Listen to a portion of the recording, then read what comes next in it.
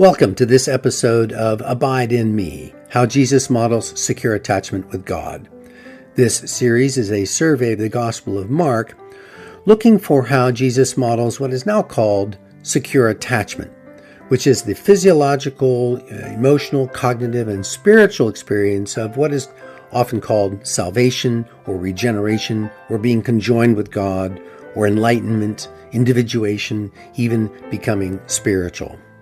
Through the series, we will discover the benefits of becoming securely attached with God, which is the transformation of one's life into one of joy and satisfaction.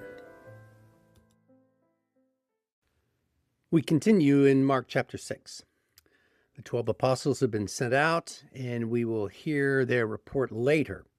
But the gospel writer inserts here a powerful story that we today would say displays how wounded people wound people. Herod is vain, the king of Judea. He relies on the appreciation of others for his own sense of self-worth, the epitome of not being securely attached. He's especially dependent on the manipulative Herodias, who probably schemed to divorce Herod's loser brother to become queen, wife of Herod. Of course, no one would say anything bad about them, right, in the court, except John the Baptist. The implication is that Herod liked John's boldness, perhaps even envying John's secure attachment style, and so we're told that Herod protected John, but imprisoned him nonetheless.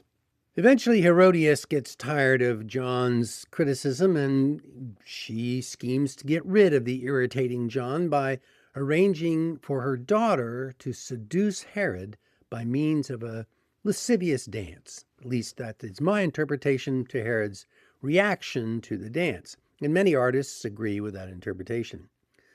So Herod, in a fit of aroused stupidity, Herodias knew him very well and knew that this is what was going to happen, promised the dancing girl anything she wanted.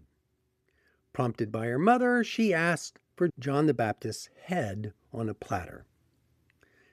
Herod fooled no one when he fulfilled her wish. They all knew that he was a tool for his wife Herodias. Now, when Jesus sent the 12 out, he became a public figure, attracting Herod's attention. Herod knows full well who Jesus is, but he announces that the official story is that Jesus is, in fact, John the Baptist reincarnated. Why did he do this? Why does he remind people of the stupid mistake he had made? Well, as the saying goes, it's complicated. I presume he sees an opportunity to justify his past actions somehow. The gospel writer is putting Herod's weakness and Herodias' evil on full display. We all know what is happening here. I suggest that Herod and Herodias are metaphors for how we are when a wounded part of us is in charge of our lives and prevents achieving any secure attachments. One part of us, a part of our mind tied to our body and sensations, is driven by ideas and desires that look and feel good and true for us. Another part of us, a part of our mind not dependent on sensation for its ideas and feelings, sees those merely sensual ideas and desires and knows they are being used to manipulate and harm ourselves and others, and that part of us feels disgust. Shame could be said to be the experience of believing we are such an evil person, which belief can manipulate us into doing and saying harmful things. So that's Herod and Herodias in us. Herod is the thinking part of us that can hold both good, noble ideas and bad, vile ideas at the same time. We've all experienced strategizing how to keep bad ideas that are pleasurable or self-serving intact, while also appearing to espouse the good ideas by keeping them alive in the back of our minds. So actually imprisoned, like John the Baptist. Our lower mind reacts to our reflection on our life by creating explanations for thinking and feeling the way we do, so we can continue to defer to those selfish and materialistic ideas and desires. After all, contesting those lower thoughts and desires feels uncomfortable, like something is wrong, and we want to avoid that discomfort. And we do this even though those bad ideas and desires continue to create problems in our lives. In fact, we repeatedly experience heartache at our missteps because we merely try to think our way out of this morass, this conundrum, which is futile. Like Herod, we're trying to control the narrative. Everybody around him knew the truth, but by maintaining the semblance of power and control, everybody can avoid distress. Don't want to upset Herodias. Now note that this application to our lives looks this way. I don't have to have done heinous things or have had malicious intention towards others to have experienced this mental and spiritual process. It can happen, for instance, when my poor planning leads to my feeling rushed. And so I take that last fast step into the checkout line rather than letting the elderly lady go first, right? Or I can be letting someone's misunderstanding of a problematic situation stand rather than let them know that I made a mistake. Or it can be my saying, "Oh, I didn't see that message," to cover my mistake, justifying myself by believing I'm avoiding that side conversation that would start up that ends up criticizing me. No one needs to waste time doing that, right? Those are a couple of examples of this process. Herod's story is an extreme public example of this process. Most of us only need to stop the rush of thoughts and calm our emotions and take time to reflect in order to catch this process happening, even if it's hidden away in our inner lives. It does not require deep reflection. The task that the gospel writer is offering us is to observe this process. Jesus, we're saying, is a model of healthy mental development, an example of someone who's securely attached, while Herod reveals a pretty common state of affairs for most of us. Will we follow the process Jesus outlines, which leads to serenity, joy, and satisfaction? Or will we go the route of justifying, like Herod, and so never actually doing the work of healing our hearts or repairing rifts in our relationships? Of course, we fear the opinion of the crowd.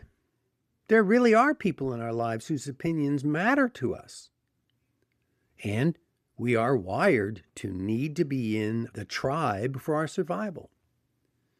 But even more vitally, given that we are human and spiritual, we need to authentically and honestly accept that we have many ideas and desires that would do whatever it takes to maintain our natural comfort and apparent security. There is a part of all of us that fears abandonment. And when it takes over, will lie even to loved ones to stay connected. That's the shadow, you might say, of true secure attachment. And of course, we want power and control in our lives. We want to be in charge, even as Herod sought to be king in Galilee. Ironically, Herod was removed from leadership by the Romans precisely because of his poor leadership abilities. Meanwhile, selfish desires, triggered by woundedness that's been poked somehow, are actually the power behind it all, even as Herodias was the power behind Herod's throne. No good can ever actually be accomplished so long as selfishness rules. And the only resolution begins with observing the woundedness that can get triggered to have us act out in some way that harms ourselves or others, or our relationships with others, or our relationship with God. Because, in fact, we are all created with a sacred dance already in our spirit. Love and wisdom, sourced from the divine, interacts with the world and our body and its five senses, creating joy and beauty in the world through our words and actions, and so creating an experience of joy and satisfaction in the goodness and truth of our inner world. The dance can certainly be profaned by selfishness and worldliness that seeks to have mere pleasure at the cost of authentic delight. A wounded part of us can seek to be in control because it fears the loss of power or the loss of belonging. And so when so directed, as the daughter was by the mother Herodias, all hell breaks loose. There's terrible upset. We begin to lie to ourselves and others, or we at least seek to avoid the discomfort. I think it's important to notice that all of this happens when Jesus became a public figure. So, as applied to us, when Jesus' model of love and connection comes to our attention, when we realize that we can love and be loved, that we can connect with other people, that is a real, attractive way of being. When we notice that, we then are encouraged to face our fears, to bring light into the shadowed places of our hearts and minds, to speak the truth, to confront when we are being manipulated by even our lower self. So perhaps we could begin every day with the thought that God is in fact equipping us with everything we need, and that copying this model of loving our lives and doing what is good for others. Perhaps we can intentionally bring to mind this cautionary tale of Herod and be reminded of the trouble we bring upon ourselves if we listen to the crowd of voices in our heads warning us of unpleasantness in obeying the laws of love and faith. By observing it, it robs it of its power. When light shines on it, no longer in the darkness, it no longer manipulates us. Whatever we take on as a spiritual discipline, God will be securing our connection through those higher, deeper thoughts that are inspired from within. Eventually, as we are about to hear from Mark, we will be able to return from our journey, which task is perhaps only a moment long, as we use a true thought or a good desire to guide us in the present moment. We return from our journey enriched and empowered, having practiced this model that Jesus is giving us. We feel safer and more secure in God's love for us. And our brains, that part of our outer level or natural level of life, will then be more subject to the beliefs and desires of the inner spiritual part of our life. And so fully integrated into our internal family, and so less likely to make our circumstance worse. This is the experience of a secure attachment, a mutual regard with our Creator, with others, and within ourselves, that will give us the strength and courage to love others without conditions, and so successfully avoid falling into being manipulated or defensive or parading ourselves as whole and healthy and powerful and in control, which is a false front. That's what I'm suggesting Herod was doing, coming from his woundedness. And the resolution is for us to see that woundedness, accept it, and welcome it into our lives, thus removing it from a place of control and manipulation. Jesus and his apostles and what they're modeling will then come back into our lives. I pray this has supported your transformative life, whatever practice you have in your life. I want to thank Solomon Keel for his music, and I want to invite you to make a contribution to this work if you wish and are able through the PayPal link. And invite you to continue to listen to the next episode. You be well.